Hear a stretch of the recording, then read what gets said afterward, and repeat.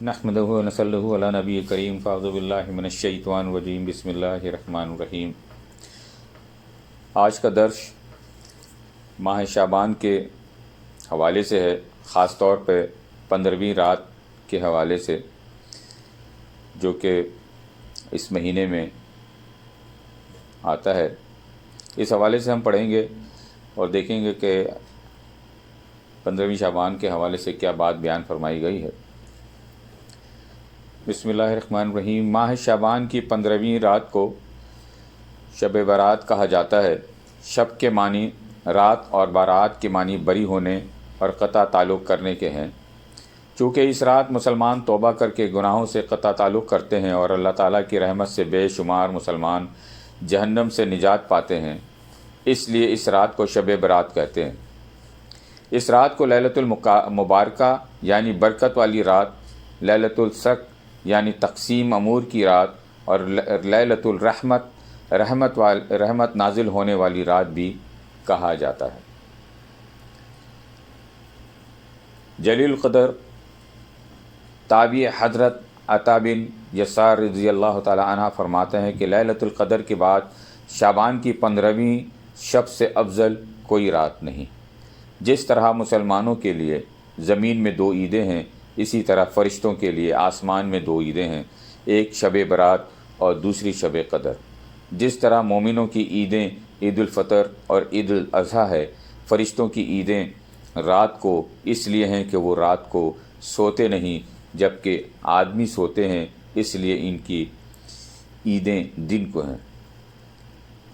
تقسیم امور کی رات ہے۔ ارشاد باری تعالیٰ ہے کہ کنز الایمان میں بتایا جاتا ہے کہ قسم ہے اس روشن کتاب کی، بے شک ہم نے اسے برکت والی رات میں اتارا، بے شک ہم ڈر سنانے والے ہیں، اس میں بانٹ دیا جاتا ہے ہر حکمت والا کام۔ اس رات سے مراد شب قدر یا شب برات ہے۔ ان آیات کی تفسیر میں حضرت اکرمہ رضی اللہ تعالی عنہ اور بعض دیگر مفسرین نے بیان کیا ہے کہ لیلۃ المبارکہ سے 15 شعبان کی رات مراد ہے۔ اس رات میں زندہ رہنے والے، فوت ہونے والے اور حج کرنے والے سب کے ناموں کی فہرست تیار کی جاتی ہے، جس کی تعمیل میں ذرا بھی کمی بیشی نہیں ہوتی۔ اس روایت کو ابن جریر، ابن منظر اور ابن ابی حاتم نے بھی لکھا ہے۔ اکثر علماء کی رائے یہ ہے کہ مذکورہ فہرست کی تیاری کا کام لیلۃ القدر میں مکمل ہوتا ہے، اگرچہ اس کی ابتدا 15ویں شعبان کی شب سے ہوتی ہے۔ علامہ قرطبی مالکی رحمۃ اللہ علیہ فرماتے ہیں کہ ایک قول یہ ہے کہ ان امور کی لوح محفوظ سے نقل کرنے کا آغاز شب برات سے ہوتا ہے اور اختتام لیلۃ القدر میں ہوتا ہے۔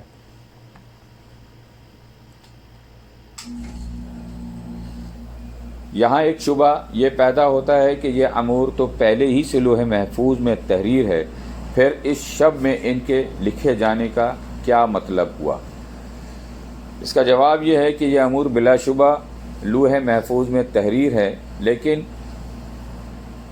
اس شب میں مذکورہ امور کی فہرست لوح محفوظ سے نقل کر کے ان فرشتوں کے سپرد کی جاتی ہے جن کے ذمہ یہ امور ہوتے ہیں۔ حضرت عائشہ صدیقہ رضی اللہ تعالی عنہ فرماتی ہیں کہ رسول کریم صلی اللہ علیہ وآلہ وسلم نے فرمایا، کیا تم جانتی ہو کہ شعبان کی 15ویں شب میں کیا ہوتا ہے؟ میں نے عرض کیا، یا رسول اللہ صلی اللہ علیہ وآلہ وسلم، آپ فرمائیے۔ ارشاد ہوا، آئندہ سال میں جتنے بھی پیدا ہونے والے ہیں وہ سب اس شب میں لکھ دیے جاتے ہیں۔ جتنے لوگ آئندہ سال مرنے والے ہوتے ہیں وہ بھی اس رات میں لکھ دیے جاتے ہیں، اور اس رات میں لوگوں کے سال بھر کے اعمال اٹھائے جاتے ہیں، اور اس میں لوگوں کا مقررہ رزق اتارا جاتا ہے۔ حضرت عطا بن یسار رضی اللہ تعالی عنہ فرماتے ہیں، شعبان کی 15ویں رات میں اللہ تعالی ملک الموت کو ایک فہرست دے کر حکم فرماتا ہے کہ جن جن لوگوں کے نام اس میں لکھے ہیں ان کی روحوں کو آئندہ سال مقررہ وقت پر قبض کرنا ہے۔ تو اس شب میں لوگ لوگوں کے حالات یہ ہوتے ہیں کہ کوئی باغوں میں درخت لگانے کی فکر میں ہوتا ہے، کوئی شادی کی تیاریوں میں مصروف ہوتا ہے، کوئی کوٹھی بنگلہ بنوا رہا ہوتا ہے، حالانکہ ان کے نام مردوں کی فہرست میں لکھے جا چکے ہوتے ہیں۔ حضرت عثمان بن محمد رضی اللہ تعالی عنہ سے مروی ہے کہ سرکار مدینہ صلی اللہ علیہ وآلہ وسلم نے فرمایا کہ ایک شعبان سے دوسری شعبان تک لوگوں کی زندگی منقطع کرنے کا وقت اس رات میں لکھا جاتا ہے، یہاں تک کہ انسان شادی بیاہ کرتا ہے اور اس کے بچے پیدا ہوتے ہیں، حالانکہ اس کا نام مردوں کی فہرست میں لکھا جا چکا ہوتا ہے۔ چونکہ یہ رات گزشتہ سال کے تمام اعمال بارگاہ الہی میں پیش ہونے اور آئندہ سال ملنے والی زندگی اور رزق وغیرہ کے حساب کتاب کی رات ہے، اس لیے اس رات میں عبادت الہی میں مشغول رہنا رب کریم کی رحمتوں کا مستحق ہونے کا باعث ہے، اور سرکار دو عالم صلی اللہ علیہ وآلہ وسلم کی یہی تعلیم ہے۔ مغفرت کی رات کے حوالے سے ہم پڑھ رہے تھے کہ شب برات کی ایک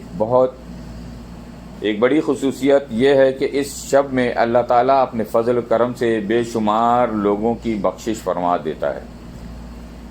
اسی حوالے سے چند احادیث مبارکہ ملاحظہ فرمائیے کہ حضرت عائشہ صدیقہ رضی اللہ تعالیٰ عنہ فرماتی ہیں کہ ایک رات میں نے حضور اکرم صلی اللہ علیہ وآلہ وسلم کو اپنے پاس نہ پایا تو میں آپ کی تلاش میں نکلی۔ میں نے دیکھا آپ صلی اللہ علیہ وآلہ وسلم جنت البقیع میں تشریف فرما ہیں۔ آپ نے فرمایا کیا تم اس سے خوف کرتی تھی کہ تم پر اللہ تعالیٰ اور اس کے رسول صلی اللہ علیہ وآلہ وسلم ظلم کریں گے؟ میں نے عرض کیا یا رسول اللہ، مجھے یہ خیال ہوا کہ آپ کسی دوسری اہلیہ کے پاس تشریف لے گئے ہیں۔ آقا و مولا صلی اللہ علیہ وآلہ وسلم نے فرمایا بے شک اللہ تعالیٰ شعبان کی 15ویں شب آسمان دنیا کی طرف اپنی شان کے مطابق جلوہ گر ہوتا ہے اور قبلہ بنی کلب کی بکریوں کے بالوں سے زیادہ لوگوں کی مغفرت فرماتا ہے۔